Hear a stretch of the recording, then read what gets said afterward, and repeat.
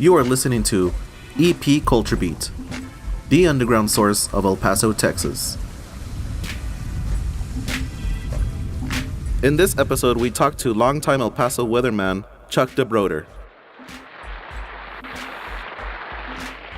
How's it going, man? How are you? Hey, I am doing excellent on this chilly day here today. We had a little cold front move on through.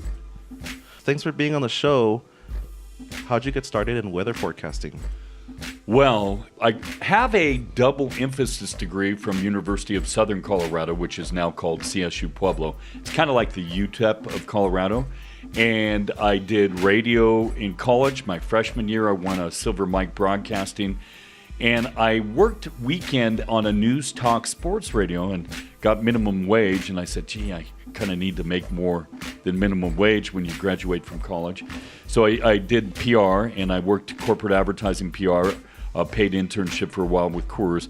But with weather, my mom got me into weather. She watches every newscast, every weathercast on all the stations all the time. And she's a weather expert. And she has her favorites. And so when spending the day and the evenings around my mom, I would end up watching the weather, and it kind of stuck in the back of my head. And I grew up in Denver, right in the foothills. My parents' house looks right at Red Rocks on the Morrison-Lakewood border there, and you couldn't really see the weather until it was right on top of you. And so I was always amazed with the clouds, how it could be sunny and then snowing, thunderstorms, lightning, hail, all that intrigued me. So after my first degree, went into PR, was in a little cubicle, and I'm a talking animal. So I love to talk. And I said, I don't want to say what if, and I went into meteorology. Much more difficult degree. And I graduated from Metropolitan State University in downtown Denver and received my meteorology degree. What was your first weatherman gig? First gig, I got paid to do some consulting meteorology for the gaming industry in Colorado and the horse track that they were building, because they wanted to race horses, and horses are expensive and valuable, and they were worried about the weather. And then the gaming industry was worried about how do we get all this gambling money up into these mountain towns of Black Hawk, Central City, and then down in southern Colorado, Cripple Creek. You kind of have to go through some hills as well, not as much as Central City and Black Hawk. So I got paid during that, and then just kept knocking on doors of TV station doors. But really, my first TV gig was in my living room in Pueblo, Colorado. I would love to record the weather guy, and then I would stand next to the TV, and I would love when he was on the live shot because he wouldn't be in front of the map, and I could pretend I was on TV. And that's one of my keys to success is practice. If you want to get good at anything, you just keep practicing. What's the rule? They say with free throws, 10,000 times. You shoot 10,000 free throws and you'll become an expert. So 10,000 repetitions of anything, and you're there. How and when did you get to El Paso? May 29th, 1995. And that's when I was actually in Lubbock, Texas, making more money as a Chili's waiter, $8 an hour, than I was on TV. The general manager thought I was very industrious and very a go-getter. So I would go up to the table and say, hey, how about a top shelf margarita or an IBC root beer, I've got some quesadillas or an awesome blossom coming your way. And they're like, Chuck, man, love your weather. What are you doing here? I'm like, how do you like your fajitas? I got to pay 2 college degrees, got to pay my rent. So then I got a call while I was at Chili's from the news director, Udell Vigil, still remember, called my general manager at Chili's to get a hold of me. He first called my girlfriend, and then she told him I was at work, and he called me at work and offered me the job. And my general manager heard the salary and was nodding, yes, you should go. And I made, 2.5 times of what I was making at Chili's in Lubbock, NBC. And so May 29th, 1995, and I tell everybody I was 10 years old, child prodigy. So anyway, that makes me 30, almost 34 now. Anyway. You're hilarious, Chuck. Okay. What did you think of El Paso at first? When did you feel like you got used to living here and felt like an El Pasoan?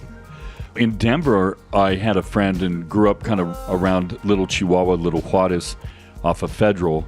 And so I ate some excellent Mexican food. The chile verde is muy picoso. In Denver, it'll make you sweat off 5 pounds, you know.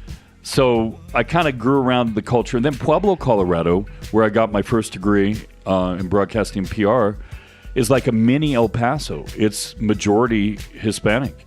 And so that was cool. So culture-wise, I wasn't shocked at all. In fact, I loved it because finally, you know, I thought, gee, I'm closer to Mexico and Lubbock. I'd get some good Mexican food.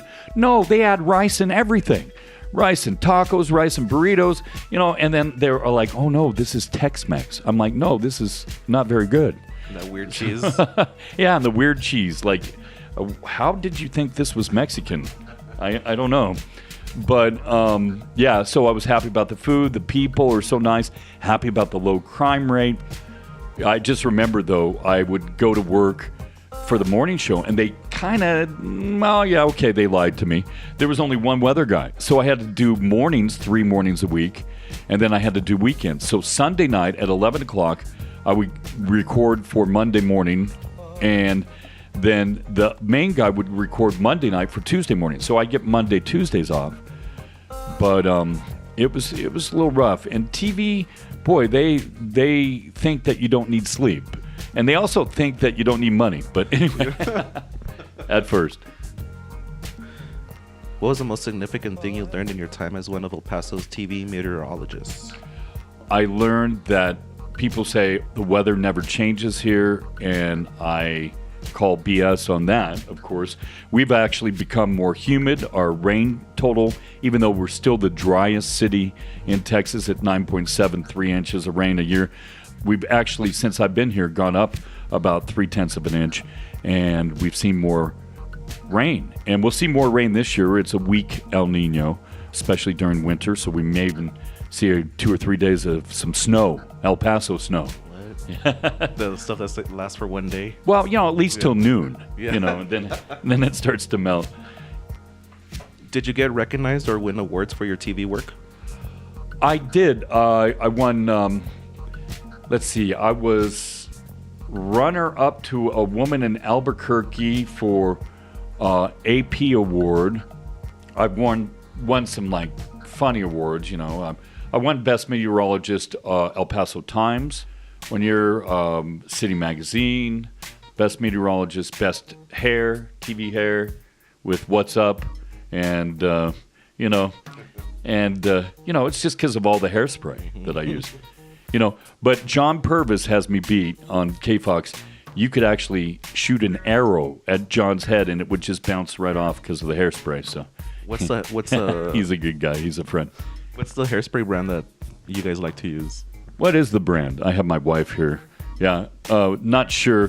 Aquanet is a big one, you know, for the women. And they get the industrial size, the can that's the size of a 3-year-old, you know. Sounds dangerous. Yeah.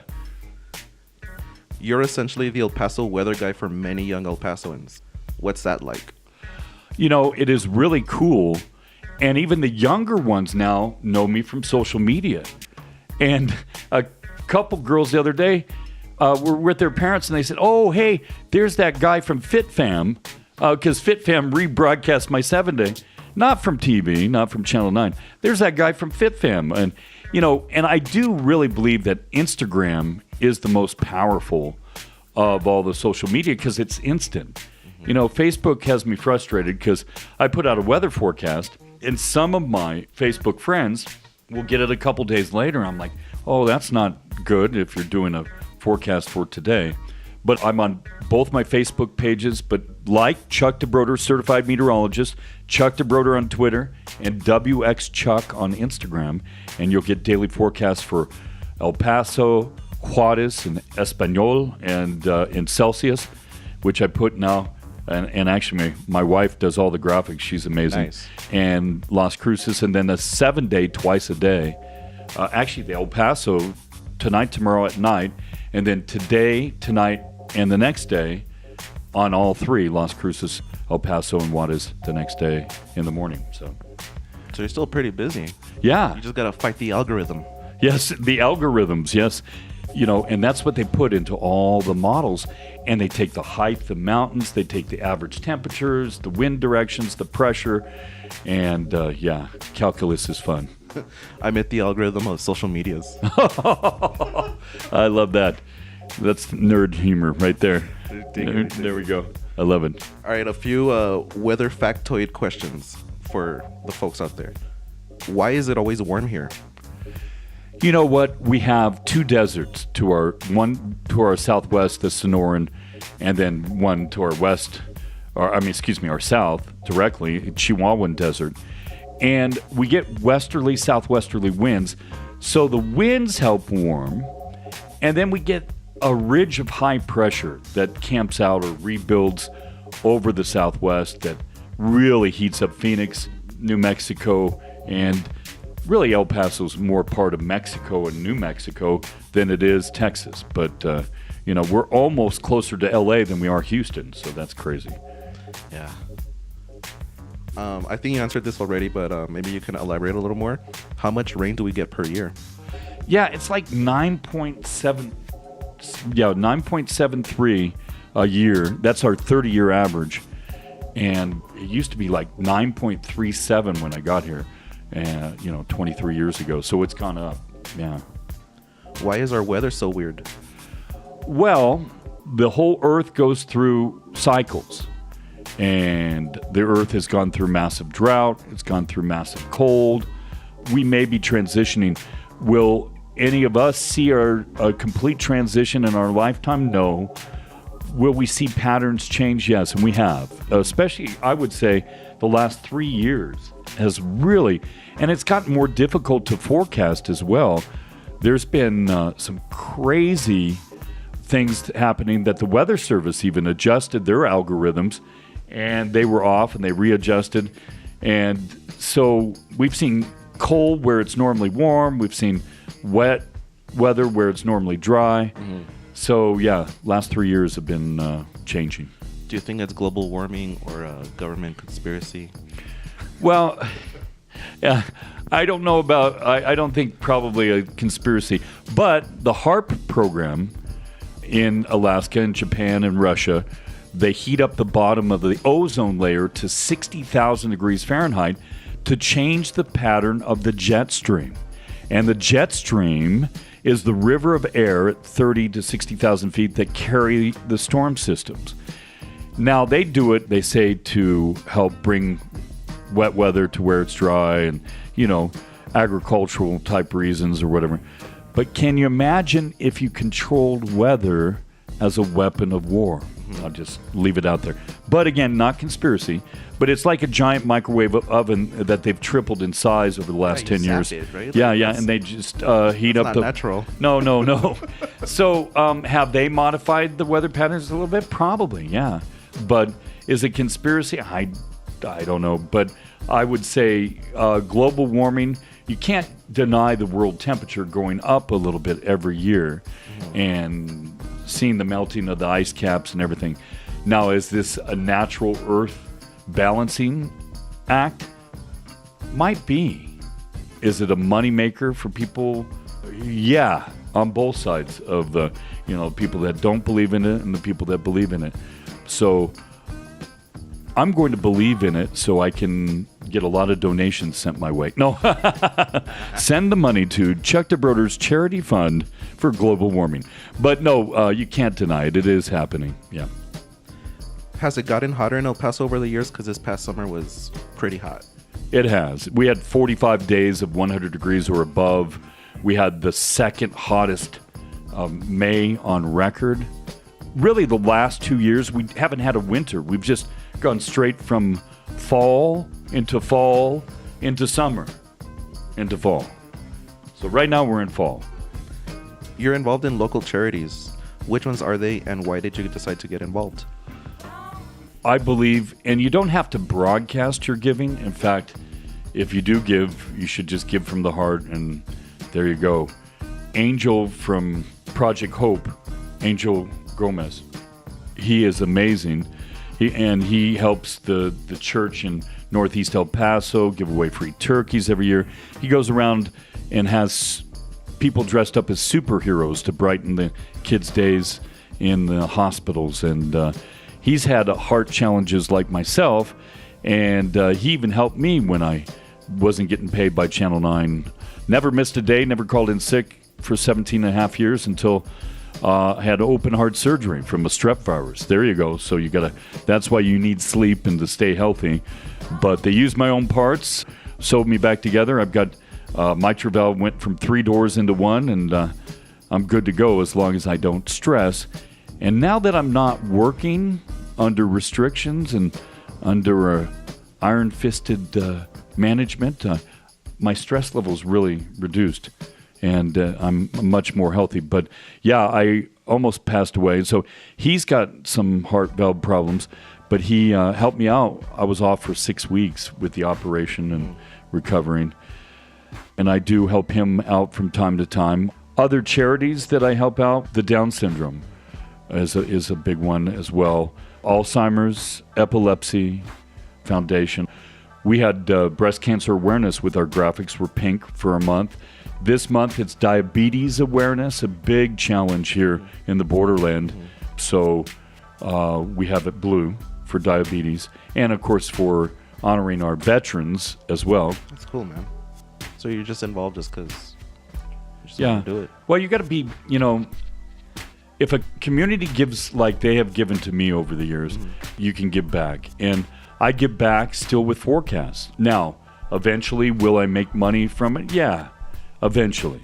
But I just started doing weather because that's a community service that I believe that I can help people out with too. And I get a lot of thank yous, especially the people that work outdoors, Yeah. So. Awesome, man. You're also a hypnotist. Why did you decide to become one, and how does one go about doing that? Well, my mentor, Alex William Smith in England, he taught me hypnosis, and James Tripp, Mike Mandel, a few hypnotists around that I've learned from. Of course, YouTube is amazing if you're ever interested in learning anything. Nowadays, it's not like you have to go and travel and pay for a class or whatever. There's some good and not so good on YouTube, of course. We all know that. But I loved mentalism, which is a form of magic, and magicians, and David Blaine and Chris Angel and Darren Brown in England is amazing. And mentalists take a while to set up their trick, but they use implanting ideas into the back of your mind that then end up coming out of your mouth later on in the trick, and you're like, wow, he's psychic, or wow, that's amazing. So I found out a lot of mentalists were hypnotists. And I thought, gee, I've been studying psychology as a hobby for many, many years. I even saw one of the founders of neuro-linguistic programming, which Tony Robbins made millions off and still has. Tony Robbins started off as a hypnotist in Canada and learned NLP. And so I said, you know what? I'm going to learn it. And I've helped people for 14 years lose weight, anxiety, phobias, you name it. Anything that you can think of holds us back sometimes. And it's our conscious mind thinking, oh, yeah, you can't be near that spider because it might bite you. And a lot of people with spider phobias, most of them have never been bitten. I had fear of shots until you're in the hospital for 6 weeks, and then you're used to it, So, but anyway, that's how I got interested. That's cool. So have you ever done like a live show or anything like that? I've done a lecture where Cool. I put a couple people on stage. I would always love to do stage hypnotism.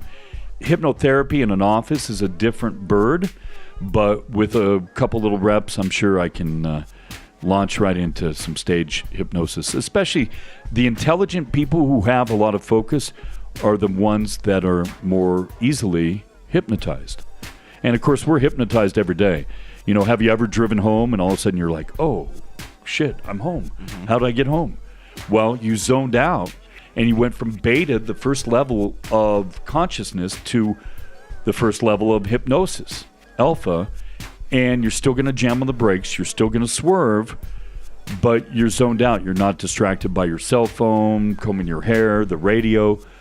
You're just driving. And the Insurance Institute of America says you're a safer driver in that state.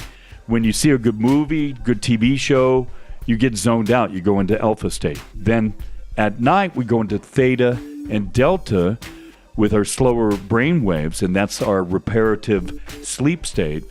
But our brain never shuts off. So I help you by focusing your subconscious on things you need to change and changing your state of mind. And a lot of times we do it with a pill, with a drink, with a joint, whatever. And yeah, that changes your state of mind. But you can do all that just with your mind and without the external stimulus. Dang, man. Yeah. Tripping me out. Yeah. You've touched on this already earlier, but you're pretty popular on social media. What's it like providing local weather forecasts on there? You know, it is cool. Of course, you really have to make sure you forecast well because, you know, I've been hit the high yesterday at 77. Today I went 57. We're still like at 53, I believe, right now. Should be around there. You don't want to be as a forecast TV meteorologist for the Weather Service or even on social media. You really don't want to be more than 3 degrees off. The low, people let you slide a little bit more, but the high, you got to stay within 3 degrees. So, yeah. But I really enjoy it. I love it. It's, my first passion. And then the second is the power of the mind. Are there other pirate weathermen like you on social media? Not a lot. Not a lot of pirate ones. I'm sure maybe I'm going to set a trend because, I've been followed by some weather geeks that really want to be on TV, and I'm sure it's going to click in their mind and go, Now, they don't have a talented artist, and I'm going to have to pay her more, Rosario here, to keep her around because some of these other weather geeks are going to try and steal her away. But the word try we use in hypnosis, don't use it in your life. Try means to fail with honor. Say, I shall succeed. I shall be the best truck driver, the best waiter, or whatever you want to be right now until you reach one of your passions, Damn, man. Chuck giving us inspiration. Inspiration, a little motivational. Awesome. On this chilly Friday here. What do you think of social media in general? Because you really dived into it. How has it helped you? How has it not helped you? Well, the Facebook, slowly trickling out your feeds, so then you have to pay them to get it out quicker. That doesn't help me too much. But Twitter, Instagram. Now, my Snapchat game is lame. It's not really there. We gotta kick that up. And my Instagram story game, I got to do that too. So anybody out there listening want to give me some advice, maybe a tutorial, that would help. But, all the eyes are leaving TV. 18 to 35-year-olds over the last year, 50% of them are watching no TV or less TV. So the advertisers see that, and all the advertising money is going to social media. And that's probably part of the reason why they didn't want to pay my salary, and Don Guevara, the main anchor, and Farron Franzak, and Bo Bagley on Channel 9. They got rid of all of us since January because they want a brand new college graduate or someone that's been doing it a year or two so they can pay them half or less than half of the money. So it goes. There you go. Now, the CEOs still make just as much, if not more. My former company that owned my station just read their last quarter was up 13%. And I'd like to think my salary helped that go up a little bit, the lack there of my salary. So anyway, but I believe broadcast TV in 5 years will be in the middle of the strip mall, in between TCBY and Subway, with 10 people, and that includes the sales staff, 10 employees. And that's about it. And we'll go to European news where there's only one anchor. And then eventually it'll be a CGI anchor or a robot, China's already doing that. Yeah, I know. And it's kind of crazy. Sad future. In the year 2000, as Conan would say. What are you currently working on? Yeah, right now, the graphics, we're expanding to a borderland graphic. So if you're traveling to Deming, Silver City, Ruidoso, Del City, you'll kind of see what the weather's like every day in those areas. Just expanding the format.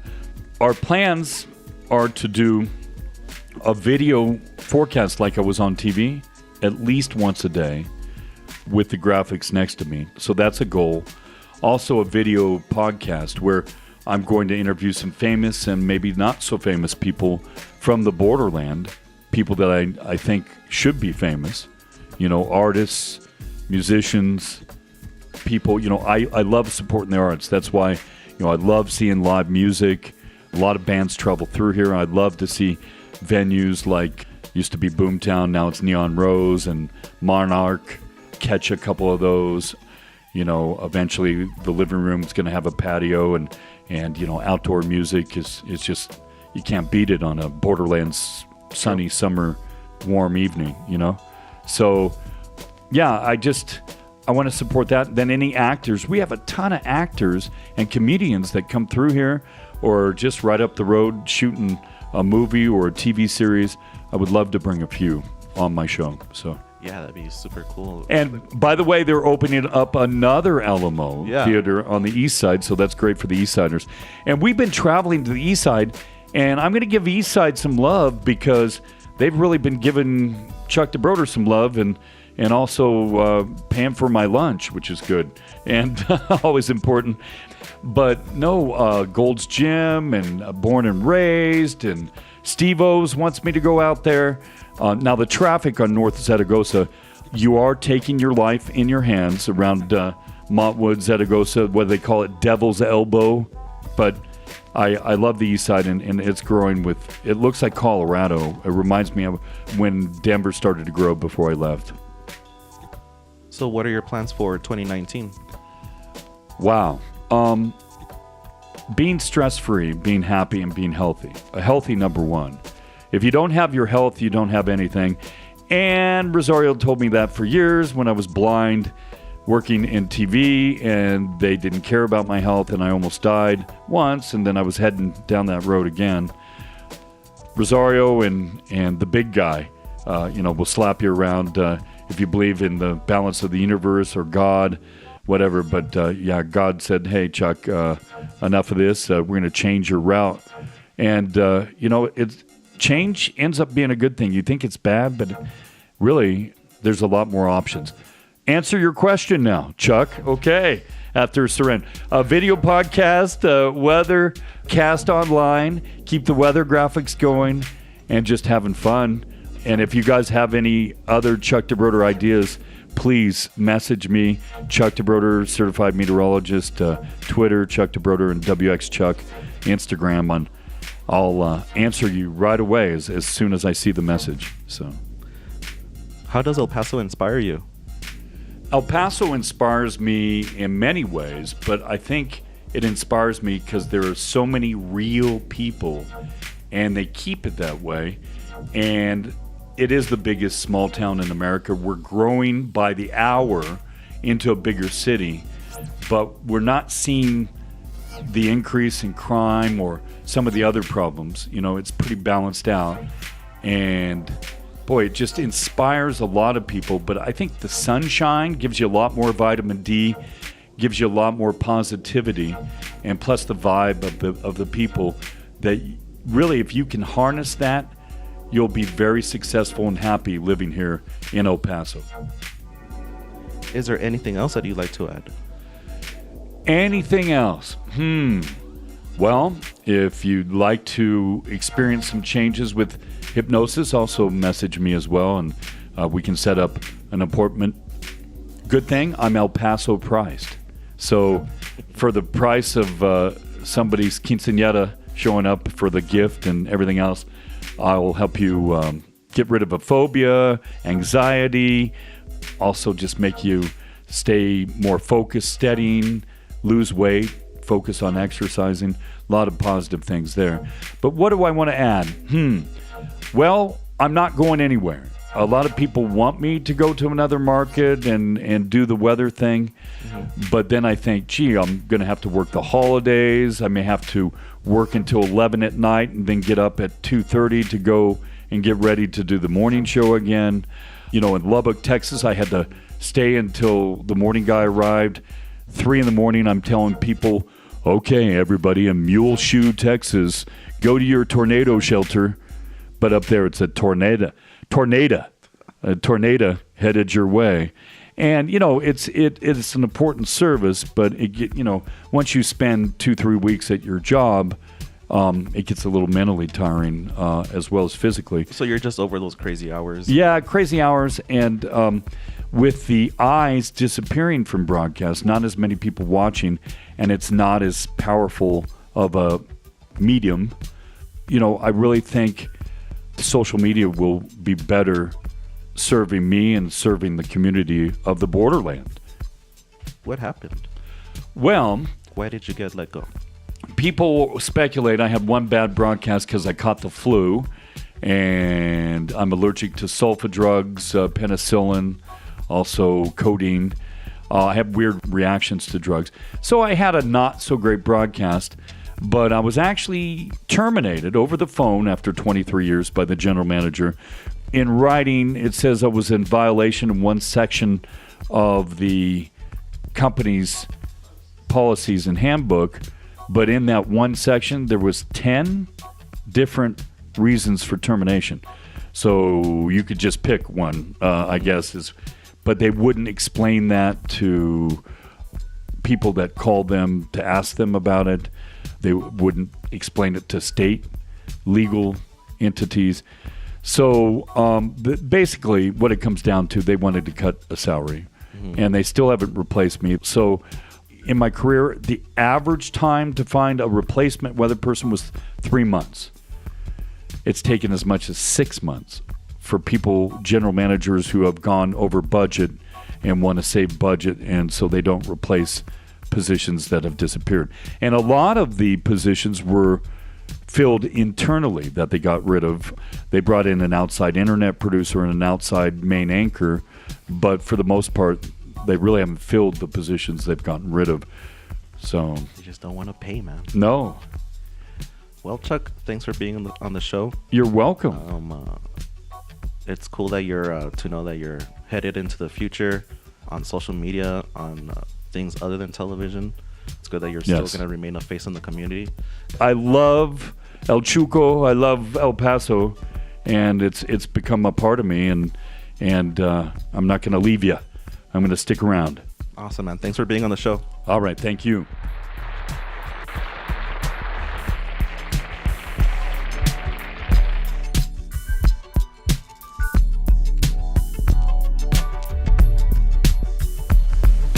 That's the end of the show. Thank you for listening. You can find this podcast on iTunes, GooglePlay Music, and Stitcher Radio. Be excellent to each other and party on.